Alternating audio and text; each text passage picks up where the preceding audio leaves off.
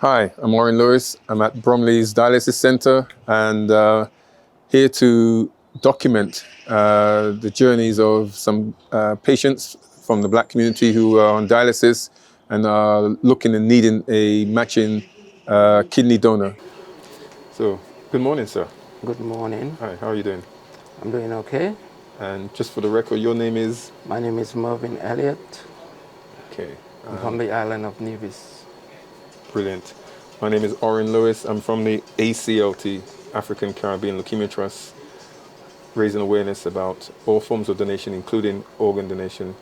And really just wanted to have a quick chat about your journey, how you've got to this situation, needing dialysis and needing a kidney transplant, and how has your journey been, and how do you think it's going to go in the future?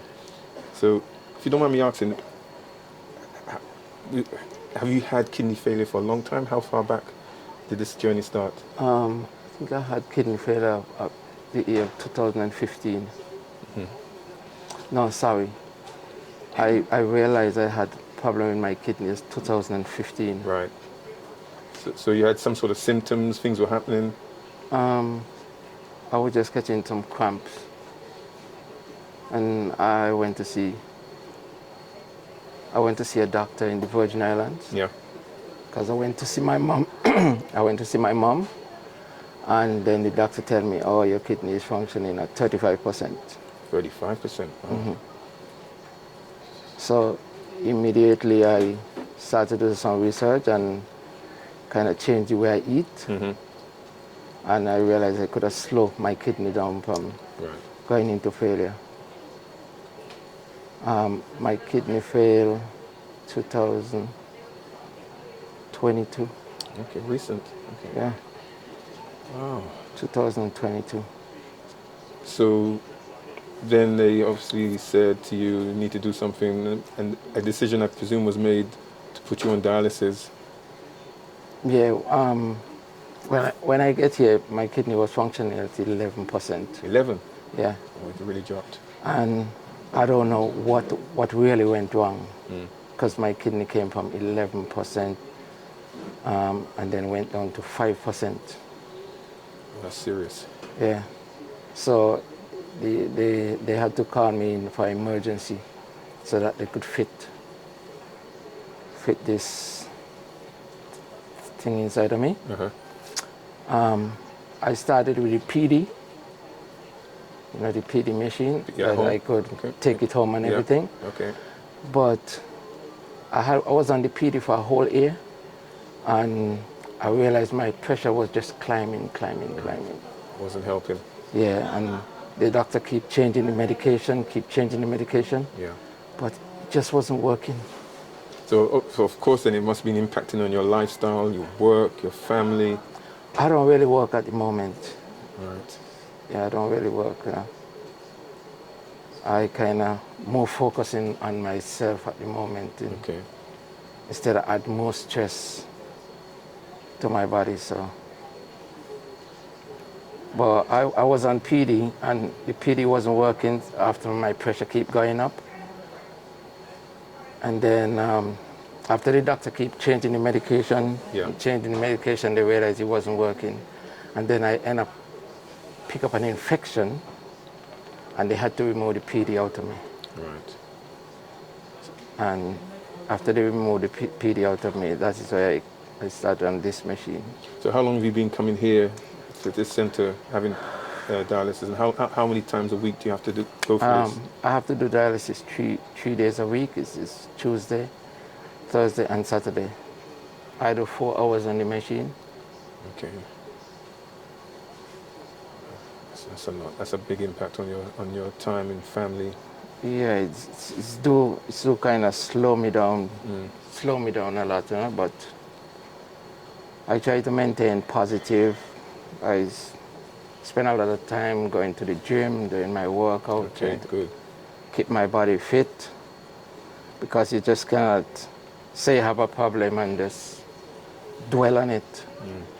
So when was the decision made to put you on the transplant list for a donor? Oh, no. from the time I came back and I was on PD, they had put me in a That's when transplant it, list, yeah. so they were searching for deceased and No, living. I didn't go with the deceased. My wife was supposed to give me a kidney. Oh, she was a compatible match. Yeah. Great. No, they couldn't carry out the workup on her because she was 20 pounds too overweight. Right. Okay. And then we work out in the gym trying to get the weight off, but for some reason she just couldn't lose the 20 pounds. So what's interesting, what's great is that your wife, you obviously had a conversation, talked about it, done your research, and she just said, "Yep, I'm going to do it." Yeah, we decided to go her route because we have the same blood type. Okay. So we asked them if they could do the workup on her. But Yeah. the weight issue was a problem, so we had to go and sit down and talk with my son, and then my son decided, okay, he's gonna do it. How old is your son? My son is 23 years. 23 now. So how long ago did that conversation with him happen? I think he was 22 then.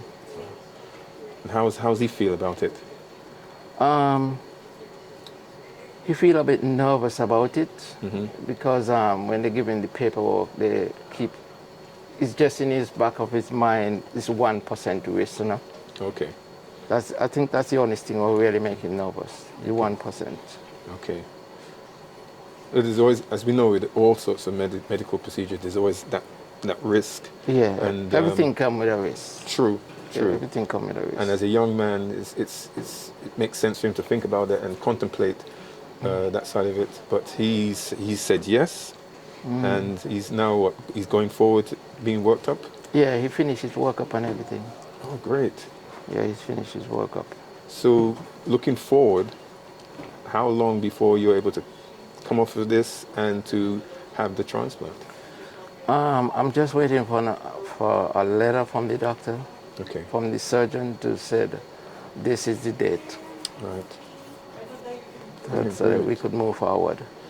So, speaking from a position of, thankfully, you actually have two matching donors, that's quite something within the family.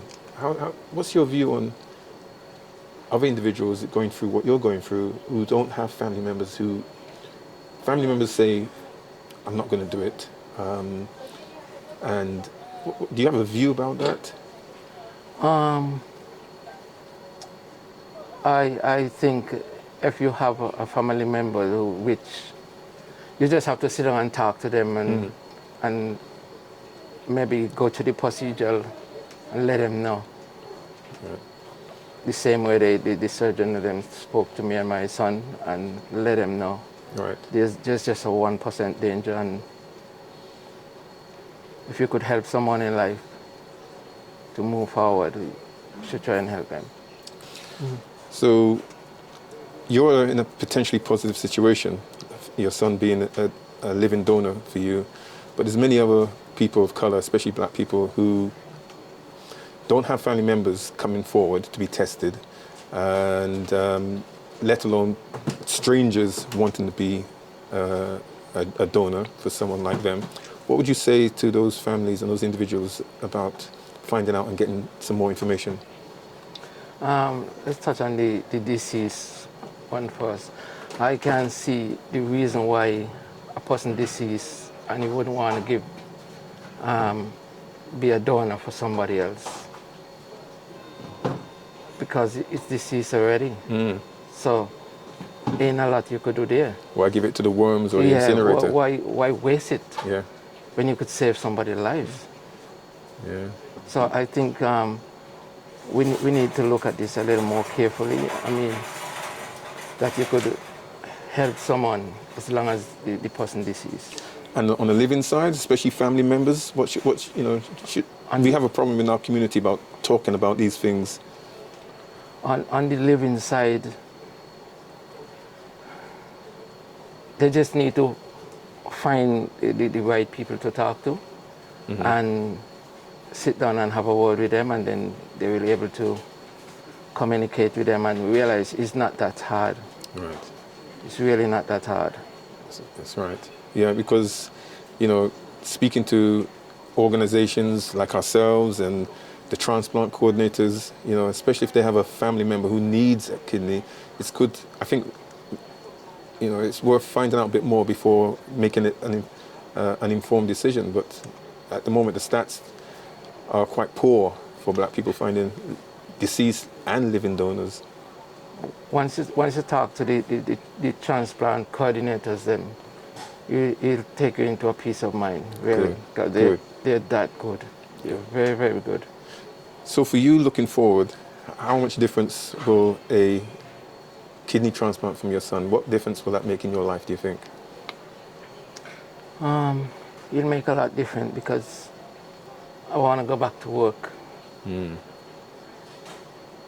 And they're going to take time to adjust to all of this happening, but I'm not really comfortable just sitting around and doing a lot. And I want to go back to work. Brilliant, brilliant. And Mervin, I can say on behalf of myself personally and the charity, our charity, the ACLT, we want to be there for you. If you know, going forward, to give you support, give you guidance, put you in touch with other networks, because we speak to a lot of people who have found living donors, black people, and they are talking. They're parts of groups telling their story, and it's the more stories, the more richer these stories, and the more people that can see and hear, especially on social media, it's going to save many more lives. So really, really thankful for you for doing this. Okay, they did tell me they would have put me in touch with other people who went through it, but the reason I did said no is because I don't want it in my back of my mind all the time that what's really going on. I don't try to remind myself of it, you know. I know. I just want to live a normal life. Exactly. No. Moving forward, because when you put it in the back of your mind, then you start to think about it, you're worried about it, and it becomes a problem. I totally understand and appreciate that. Yes. No, that's good to know, and we and others should always have that in mind, but always be there support just in case you ever need it. That's what we're there for. You know, that safety blanket if you ever just want to talk, or you want to inspire, you know, without going back, because you are trying to go forward. Exactly. I always believe in going forward. I don't believe in going backwards. It's an honor and a pleasure to speak to you, sir.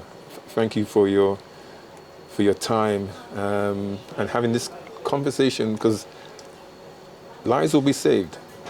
Lives will be saved by what you say, how you said it, and giving others hope for the future. And giving the gift of life. That's what it's about. Yeah, the thing about it, if you end up with kidney problem, it's not really the end of the world. As long as you come to the center and you follow the procedure, what they put you on, you're going to be fine. Brilliant. Perfect note to end on. Yeah, you're going to be fine. Thank you so much, sir. All right, then. Appreciate it. Well, there you have it. You've heard it from the patient and their journey, their story. Hopefully it's inspiring you to want to make a difference, to go out and do something positive, do your research, listen to this, watch this, and try and make a big difference directly and indirectly by finding out about living donation, because it makes the difference. It's the best form of matching, especially if you're ethnically matched. And this is what it's about. So please, real time, find out more, contact the ACLT. We'll put you in touch with the transplant coordinators so you can start your journey to see how you can go forward to give the ultimate gift, the gift of life.